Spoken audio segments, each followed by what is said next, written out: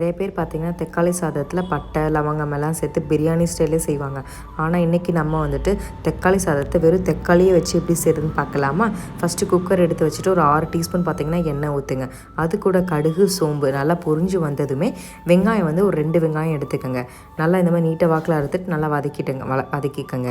அது கூட பச்சை மிளகாய் இஞ்சி பூண்டு பேஸ்ட் நல்லா வதங்கினதுக்கப்புறமா பொடி பார்த்திங்கன்னா 1 டீஸ்பூன் வெறும் மிளகாய்த்தூள், 1 டீஸ்பூன் மல்லித்தூள், 1/4 டீஸ்பூன் மஞ்சத்தூள். ஸோ நல்லா வதக்கிட்டு தக்காளியும் கூட போடுங்க. தக்காளி வந்து ஒரு 6 தக்காளி கிட்ட. ஸோ இந்த மாதிரி நல்லா தொக்கு பதத்துக்கு வரும். தொக்கு பதத்துக்கு வந்தோடனே நார்மல் வீட்டில் இருக்க பொன்னி அரிசியை சேர்த்துக்கோங்க 2 டம்ளர். தேவையான அளவு உப்பு, கொஞ்சம் கொத்தமல்லி. ப்ரெஷர் குக்கரில் ஒரு 3 to 4 விசில் வச்சு எடுக்குங்க. அவ்வளோவே தான், நம்ம டேஸ்டியான தக்காளி சாதம் ரெடி.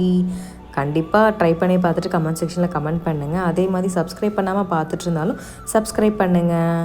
அட்டகாசமாக இருக்கும். கண்டிப்பாக ட்ரை பண்ணி பாருங்கள். பை.